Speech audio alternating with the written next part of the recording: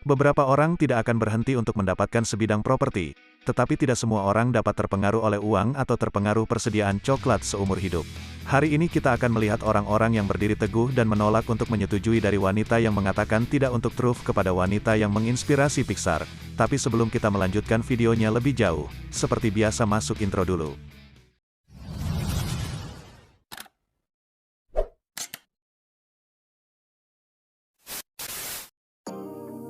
Berikut ini 10 pemilik yang menolak untuk pindah dengan harga berapapun. Vera Choking. Ketika datang ke kasino, itu dikatakan bahwa rumah selalu menang. Rupanya pemilik kasino juga berpikir itu berlaku untuk kehidupan mereka.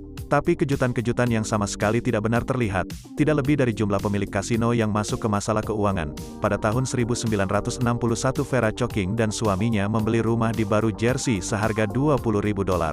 Pada tahun 1970 penerbit majalah Penthouse Bob Guccione menawarinya $1 juta untuk rumahnya dengan harapan dapat membangun penthouse boardwalk hotel dan kasino di situs. Tetapi dia menolak tawaran itu, sehingga Guccione melakukan apa yang dilakukan semua pemilik kasino bajingan. Dia mulai membangun hotel dan kasino di sekitar rumahnya. Tetapi ketika pembiayaan mengering, dia terpaksa menghentikan konstruksi pada tahun 1993. Struktur hotel diruntuhkan dan hanya beberapa bulan kemudian Donald Trump datang ke kota. Trump telah membeli banyak di sekitar kasino Atlantic City dan hotelnya untuk membuka jalan bagi tempat parkir limusin. Tetapi Choking yang telah tinggal di rumah selama 32 tahun menolak untuk menjual. Saat itulah pemerintah masuk dan dalam bentuk kapitalis sejati memihak pengusaha kota mengutuk rumahnya, menawarkan $251.000 dan menendangnya keluar rumah dan menang dalam kasus ini.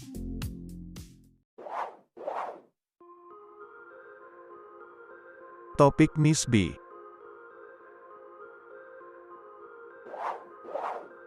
Saatnya untuk topik menarik.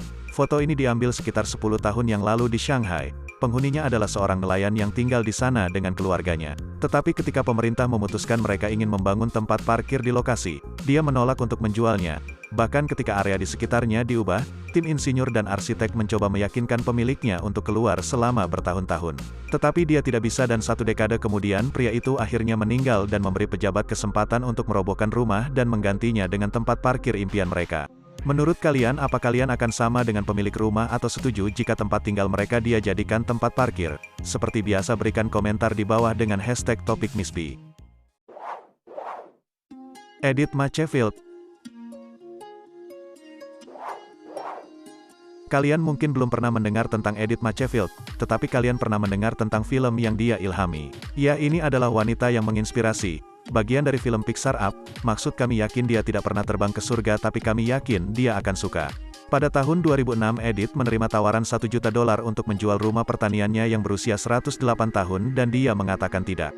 Kesepakatan yang diusulkan adalah dia akan meninggalkan rumah untuk membuka jalan bagi pengembangan komersial berlantai 5, tidak peduli berapa kali perusahaan itu kembali. Edith hanya mengulangi kata itu tanpa menyadari bahwa dia kemungkinan besar tidak akan pernah menjual. Perusahaan memutuskan untuk melakukan hal terbaik berikutnya yang akan menyerah dan pindah ke sesuatu yang lain. Tetapi mereka juga tidak ingin melakukan itu, jadi mereka hanya membangun struktur pola di sekitar rumahnya.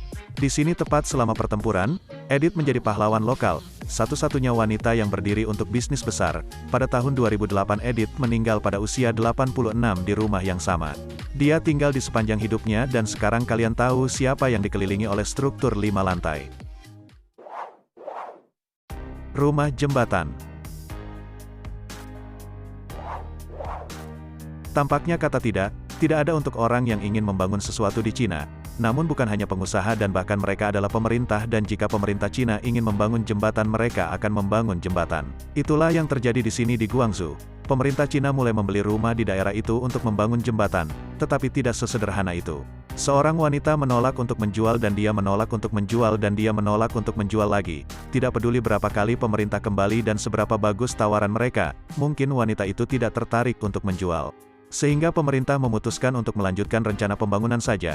Ya, pemerintah benar-benar menjepit rumah di tengah jembatan dan anehnya dia agak menyukainya. Menurut dia menemukan situasi tenang damai dan membebaskan, dan dia tampaknya tidak terlalu memikirkan apa yang orang lain pikirkan tentang seluruh situasi. Kami kira ini adalah salah satu contoh seseorang yang berdiri untuk pemerintah dan memenangkan. Orlando Capote. Bertemu Orlando Capote, seorang pria dengan kehormatan yang meragukan, memiliki rumah mungilnya yang dikelilingi oleh pembangunan perumahan terbesar dalam sejarah Coral Gable. Ya, rumahnya yang dulu indah telah berubah menjadi tidak lebih dari hal baru, karena dia menolak untuk menjual rumahnya kepada orang-orang yang ingin menghasilkan uang dengan cepat. Pada kenyataannya, Orlando telah menolak untuk menjual rumah itu sejak hari pertama ide itu dilayangkan, dan hari ini bahkan sebagai perkembangan menjulang tinggi di atas rumah kecilnya, dia tetap teguh dalam tekadnya untuk tidak pindah rumah. Dia mengatakan, "Jadi apa gunanya kau tahu menjual jiwamu untuk semua uang di dunia yang merupakan sikap yang mengesankan untuk diambil. Mengingat semua hal-hal yang mungkin menyebalkan tentang situasi, maksud kami pikirkan tentang hal itu, siang hari sepertinya sangat terbatas, layanan seluler mungkin menyebalkan dan semoga berhasil menonton TV. Tapi jangan khawatir karena kami yakin kalian bisa bertanya pada salah satu dari banyak tetangga kalian." Meskipun tekadnya Orlando Capote tidak dapat mengakhiri penciptaan pembangunan Plaza Coral Gables, tetapi dia tampaknya baik-baik saja tentang keadaan hidupnya saat ini, meskipun dia mungkin tidak mendapat siang hari pada hari biasanya. Curtis Pendergrass. Apakah kalian ingin jalan melewati properti kalian? Kami akan menebak dan mengatakan bahwa kebanyakan orang akan langsung menerima bahwa Curtis Pendergrass adalah salah satu pemilik rumah di Ohio. Pada tahun 2018 Pendergrass diminta untuk menjual 0,013 hektar tanahnya, untuk memungkinkan pejabat menyelaraskan jalan di dekat rumahnya. Jalan yang dimaksud tampaknya merupakan jebakan maut itu sendiri dan jalan baru ini berpotensi membatasi jumlah kecelakaan. Namun tawaran itu cukup mengerikan. Para pejabat menawarkan Pendergrass 1.900 untuk melewati tengah halaman depannya, dan itu sebelum memperhitungkan reaksi lingkungan yang sangat banyak di sudut. Pendergrass tidak menginginkan lebih banyak. Lalu lintas di komunitas kecil ini sebenarnya adalah kasus langka, di mana Pendergrass tidak menentang menjual rumahnya kepada pejabat. Tetapi dia hanya ingin menjual seluruh rumahnya. Sebab tidak ada yang masuk akal, apa gunanya menjual sebagian kecil rumah kalian, apalagi jika jalan itu lewat di tengah rumah kalian. Rumah di tengah jalan raya. Bayangkan sesaat bahwa kalian ingin berjalan-jalan, tetapi ketika kalian melangkah keluar dari rumah, kalian menemukan diri kalian di tengah jalan raya. Itu cukup banyak kisah kehidupan Luo Bafen. Bertahun-tahun yang lalu pemerintah Cina memutuskan bahwa mereka akan membangun jalan raya baru. Satu-satunya masalah yang tampaknya mereka hadapi berkali-kali adalah bahwa ada seluruh komunitas orang di jalan. Sehingga pemerintah Cina menawarkan setiap pemilik rumah sekitar $40.000 untuk mengungsi dan mengizinkan rumah untuk dihancurkan.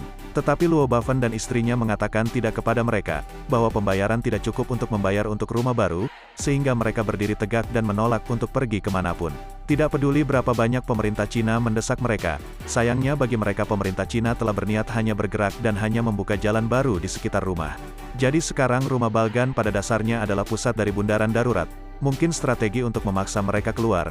Sementara lelucon ada pada pemerintah, Bo Jins masih tinggal di sana dan masih tidak tertarik untuk meninggalkan.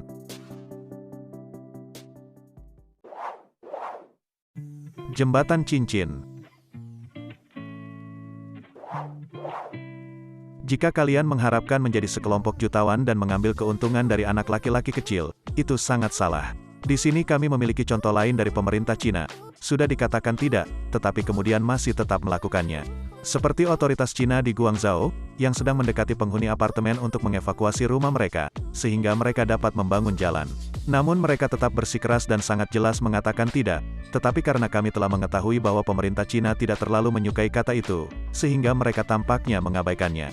Kali ini tak terkecuali, jika tidak mampu memaksa warga untuk meninggalkan rumah susunnya, pemerintah menyesuaikan dengan kendala tersebut dan membangun jalan lingkar yang mengelilingi seluruh bangunan. Tetapi jangan berpikir bahwa penduduk baru tinggal diam, karena menerima kejengkelan terang-terangan ini, mereka meminta banyak kompensasi dari pemerintah Cina dan semoga berhasil. Karena klaim kompensasi masih berlangsung dan tampaknya di luar kendali otoritas lokal, kami yakin kita semua akan menumpahkannya di sini malam ini, karena pemerintah Cina hanya ingin mengusir orang dari rumah mereka. Salah Oujani. Perancis terkenal dengan banyak hal toko roti, mereka katedral, dan mereka toko buku dewasa. Ini di Eropa, dan kalian tahu mereka ada di mana-mana. Tetapi jika ada satu hal yang menentang Perancis lebih dari yang lain, pasti itu adalah kafe di lingkungan Lama Roubaix, di Perancis Utara. Hanya ada satu bangunan dan itu adalah kedai kopi dan yang lainnya hanyalah puing-puing. Ini satu-satunya bangunan di antah berantah, Salujani pindah ke Prancis dari Aljazair pada tahun 1949 dan membeli bangunan pada tahun 1965. Ketika lingkungan masih ramai, dia bersama istrinya Jeanette Salat mengubah gedung itu menjadi kafe yang mendedikasikan dirinya untuk pekerjaan hidupnya. Tetapi sejak tahun 2002 setiap bangunan di lingkungan itu dibeli dan dihancurkan. Salah adalah satu-satunya yang menolak dan ia ingin mempertahankan pekerjaan hidupnya dan bangunan memiliki kenangan indah baginya. Karena Salah menolak untuk menjual, kafenya mendapat sangat sedikit pengunjung, karena rumah di sekitar telah dihancurkan. Tetapi dia tidak peduli, dan yang jelas itu bukan tentang uang untuk Salah. Pulau Belanda. Di tahun-tahun terakhirnya, Pulau Belanda hanya memiliki satu rumah dan itu benar-benar terlihat seperti jenis rumah yang akan kalian lihat di film horor. Tetapi cerita di balik rumahnya yang tunggal tidak hebat. Setidaknya rumah tradisional di Pulau Belanda pertama kali menetap pada tahun 1600. Pada tahun 1900 pulau itu memiliki sekitar 360 penduduk pada puncaknya. Pulau itu merupakan pusat aktivitas yang ramai dengan 70 rumah, banyak toko, dan banyak lagi hal lain. Tetapi pada tahun 1920, pulau itu menderita erosi setelah efek angin dan air pasang, sehingga mereka tidak dapat memperbaiki rumah yang hancur. Pada akhirnya sebagian besar penduduk dievakuasi dan menuju daratan. Pada tahun 1922 semua orang pergi dan seiring waktu rumah-rumah mulai menghilang di bawah air kecuali untuk satu. Ya, ini adalah kisah di mana rumah itu secara harfiah mengatakan tidak sampai mati. Pada tahun 1995 seorang pendeta Metodis bernama Stephen White yang dibesarkan di pulau itu, membeli rumah itu dan mencoba yang terbaik untuk melestarikan warisannya.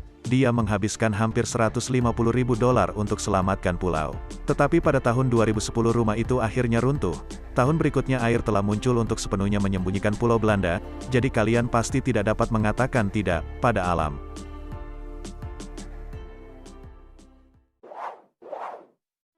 Rumah paku. Kami telah menemukan bahwa pemerintah Cina akan melakukan apa saja untuk memastikan proyek mereka berjalan. Ternyata begitu banyak orang menolak untuk mengungsi yang sekarang ada nama untuk rumah yang menghalangi lalu lintas rumah paku. Jelas rumah mendapatkan nama ini karena mereka menolak untuk dipalu dan menjadi lebih terkenal di seluruh Cina.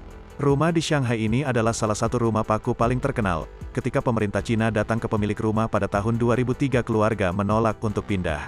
Mereka mengklaim bahwa kompensasi yang ditawarkan tidak cukup baik. Para pejabat kembali dengan lebih banyak tawaran, tetapi setiap tawaran ditolak. Sehingga pemerintah membangun jalan di sekitar rumah menciptakan mimpi buruk yang rumit bagi pemilik dan penumpang. Kemudian pada tahun 2017 pemilik akhirnya mengalah. Pemerintah kembali sekali lagi untuk membuat penawaran kepada pemilik 2,7 juta won. Itu sekitar 412.000. Dengan lampu hijau, pemerintah Cina bergerak cepat, menghancurkan rumah dalam semalam dalam waktu hanya 90 menit. Ya, setidaknya mereka membayar. Nah, itu dia beberapa pemilik yang menolak untuk pindah dengan harga berapapun. Jika kalian suka dan terhibur dengan videonya, jangan lupa like, subscribe dan aktifkan loncengnya, agar kalian semua tidak ketinggalan video terbaru selanjutnya.